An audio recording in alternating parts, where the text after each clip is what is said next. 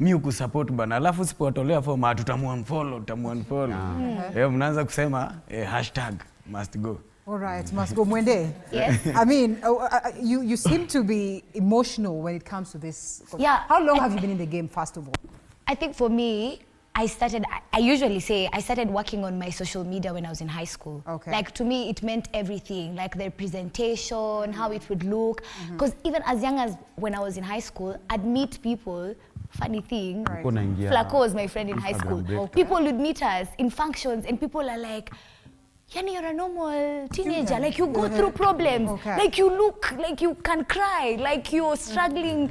What I think people never see is people forget that we are human beings. We also have lives, we have things to cater for. If someone has children, have to cater for their children. If, let's say, I'm a young person who's navigating in this industry, I have to think about my maintenance. I have to think about my transport also. So sometimes you meet these people in town and ato akiku-approach anakuambia akimsanii suneke hata 1,000. Because for me it's usually so bad because you know me, I'm an actor, I'm on TV. So automatically when they see me on TV, they know for a fact I have a car, I am rich, gold, nini, and I think that's what gives us unnecessary pressure as creators. They don't give us the chance to be human beings. Okay. I'll tell you that it's pretty much the same thing with us on TV. Unasikia huyu hata ameharibu.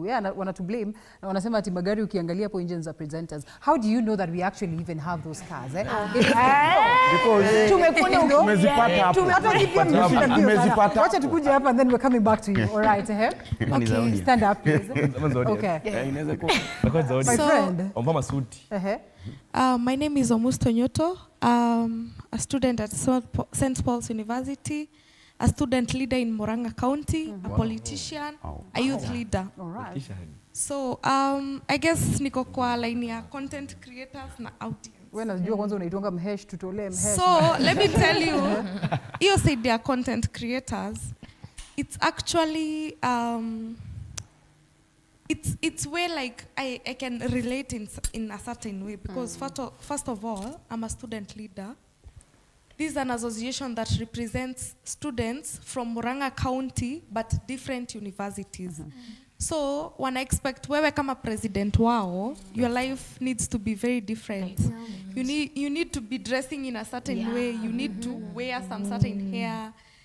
Like mashida ya comrades yenyewe haifai kuwa some sort of option kwako, which is very sad because I'm just a student as like any other person, just that I chose another different path from the others. I don't know whether you people have met student leaders. If you haven't met student leaders, angalia huyu. You can just Yes, no. And then now come back to you people who are telling us that ni vipindire pale online. Do you suppose it's a mistake that you people paint a very rosy picture? Shweli, angalia wasichana kusema tu ukweli nyinyi. So is it a mistake? Why can't you paint the reality then so that we all understand what goes on into that? Let me say this. Just because on my page I'm wearing something nice and I'm carrying a nice bag doesn't mean I always have to do that. There's a time I was in town, I just went to do my nails and then I'm using public transport, I meet someone and they're like, "Hi Smurf, kumbe unapanda matatu?" I'm like, hey, I'm young, I still don't have what do you mean unapanda matatu? You know?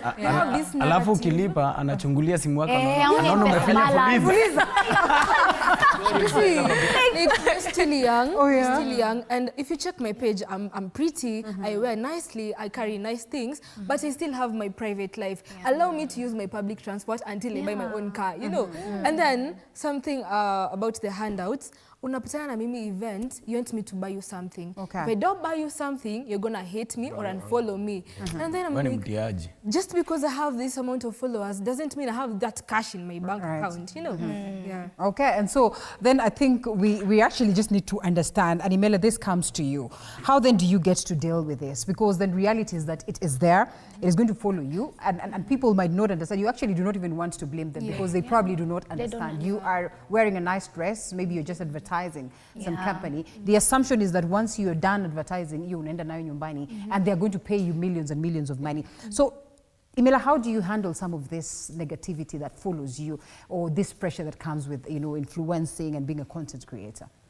I feel like one of the ways to handle that pressure is also, you said we really glamorize content creation and we look like we have a perfect life. I feel like also showing our audience that, you know, pia we're normal people. For example, for me, I'll do a vlog, let's go to town, nipande mat. So I'll include certain ways that show my audience that, you know what, I'm just as normal as you guys. So it'll decrease their standards that they have, like they have for my life, the expectations they have for my life. And at times it just comes down to, you just have to, for example, Smurf, like certain situations, you just explain to someone like, hey babes, no. I feel like also being a creator, it's okay to say no when you're in certain situations where you're being put under negative pressure. Yeah. You know what I tell them? You know what I tell people? They normally approach me, because I'm a youth. People normally love me. When they can tell you guys, when they come to me, I tell them, I'm just the same as you. What I've done, I took a step and I went online, I recorded my content, and I popped. You can do the same, then you see if you can get money. We Don't put give, you can give them negativity or whatever, just tell them, you have a camera, you have an Android, whatever. Use that. People will love you. Start with what you have. Start with what you have. I am curious, just how big is the cake? And before I come to this, ladies and gentlemen, how big is the cake? Because I also know, I don't know, you people probably get to use easy public, I don't know, what do they call them? Akina Uber, Akina Bolt, what? Online taxis and all that. You get to use them. I don't know whether at some point in time you've engaged with the drivers and you know, you ask them, mtu akitaka kufungua yake ni aje and everything. None of them will ever tell you the truth. Watakwambia, hey, business ni ngumu sana and all that. Would it be that which you're trying to portray here, that perhaps ni kubaya sana, so we don't have more people getting into this space and making money as much as you people are? The thing is, first of all, everybody just joins this business wanting to be like the people they are watching. Without first asking them, how do you do it? Most people want the success, the last part of the process, which is the success part. I've been in the industry now counting 13 years. You get? I think people have known 13 years? Me. Yeah, I've been in the game for 13 years, doing stand-up and everything. So when you tell people about trying, they don't want to hear about it. When you tell them about consistency, perseverance. Siri. Siri. I know. Even when I began the introduction, we nilisema mtupatie siri. No, there's no secret. Like, you know, being famous, I get it like an accident, you know. Nobody expects it.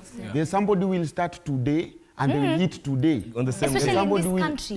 This country, you blow up for absolutely anything. You can post one TikTok today. Unaweza kuwa tu unapoesha chai hivi na kumbe kuna mtu anakuzoom huko. Una trend, unasikia community. Vitafutieni huyu mtu. So it's just put yourself out there. Just start. But even when you start, the probability of you